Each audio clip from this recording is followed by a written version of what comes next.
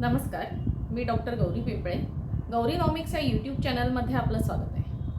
आज RBIने guidelines issue केल्या आहेत. त्याच्यामध्ये त्यांनी सांगितलं आहे 100 मिलियन डॉलरपेक्षा ज्या डीलर्सनी किंवा इन्व्हेस्टमेंट बँकांनी नेट ओपन डॉलर याच्यामध्ये फॉरवर्ड कॉन्ट्रॅक्ट्स केलेली आहेत त्यांनी 100 मिलियन डॉलरपेक्षा जास्त असलेली कॉन्ट्रॅक्ट सेल करावी. आता इथे जसं कमोडिटी मार्केटमध्ये फ्युचर फॉरवर्ड कॉन्ट्रॅक्ट असतात तसे करन्सी मार्केटमध्येही असतात. रिटेल इन्व्हेस्टर्स असतात ते भारतामध्ये नॅशनल स्टॉक एक्सचेंज NSE हे कॉन्ट्रॅक्ट्स करतात आणि जे मोठे बँकर्स आहेत इन्व्हेस्टमेंट बँकर्स किंवा मोठे डीलर्स ज्यांची अमाऊंट मोठी असते ते ओव्हर द काउंटर एक्सचेंजला हे सगळे ट्रान्झॅक्शन्स करत असतात. आता इथे झालं असं RBIचं म्हणणं आहे की डॉलरवरती लॉंग पोझिशन्स घेतलेले आहेत. डॉलरवरती लॉंग पोझिशन्स म्हणजे काय, तर डॉलरची किंमत वाढणार आहे अशा प्रकारे फॉरवर्ड कॉन्ट्रॅक्ट्स केलेली आहेत. डॉलरची किंमत वाढणार आहे याचा अर्थ रुपयाची किंमत घसरणार आहे आणि म्हणून अकॉर्डिंगली त्यांनी स्वतःचा प्रॉफिट मिळवण्यासाठी तशा प्रकारची कॉन्ट्रॅक्ट्स बुक केलेली आहेत. तर RBIने सांगितलं आहे या कॉन्ट्रॅक्टचा व्हॉल्यूम 100 मिलियन डॉलरपेक्षा मोठा असता कामा नये, 1 कोटी डॉलरपेक्षा जास्त असता कामा नये. तर त्यांना या इन्व्हेस्टमेंट बँकर्स किंवा डीलर्सना आता काय करावं लागेल, सोमवारी जेव्हा मार्केट ओपन होईल तेव्हा त्यांना त्यांच्याकडे असलेले एक्स्ट्रा डॉलर जे असतील, एक्सेस डॉलर जे असतील ह्या फॉरवर्ड कॉन्ट्रॅक्टमधले ते आहे त्या रेटला विकावे लागतील. म्हणजे डॉलर रुपयाचा जो कन्व्हर्जन रेट आहे त्या रेटला विकावे लागतील आणि त्याच्यामुळे होईल असं की रुपयावरती जे प्रेशर आलेलं आहे, रुपयाची किंमत सारखी घसरत चाललेली आहे, त्या घसरणीला कुठेतरी आळा बसेल आणि रुपयाची व्हॅल्यू वाढेल असं बहुतेक तज्ज्ञांचं मत आहे.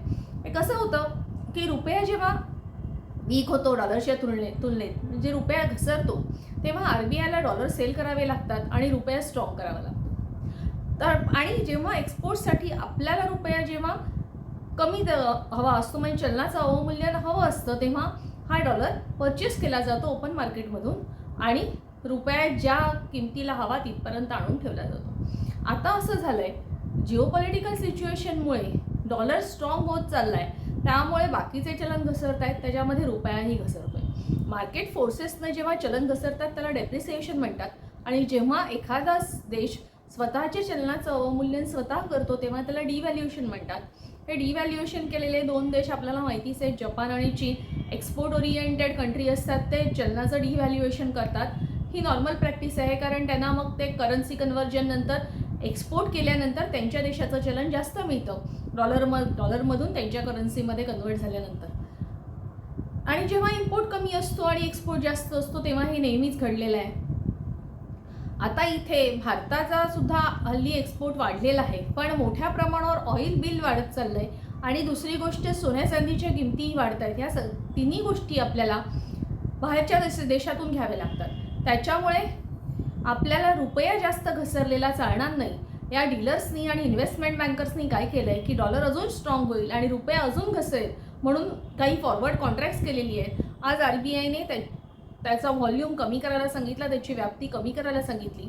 100 मिलियन डॉलर्स म्हणजेच 1 कोटी डॉलर्सपेक्षा जास्त असलेल्या जे डॉलर्स असतील त्यांच्याकडे एक्सेस डॉलर ते त्यांना विकायचे आहेत. ते सोमवारी मार्केट ओपन झाल्यानंतर ते डॉलर विकले जातील आणि त्याच्यामुळे रुपयावर आलेलं प्रेशर जे आहे ते कमी होईल आणि रुपया पुन्हा ॲप्रिशिएट होईल. तो सोमवारी आपल्याला बाजारात दिसेलच.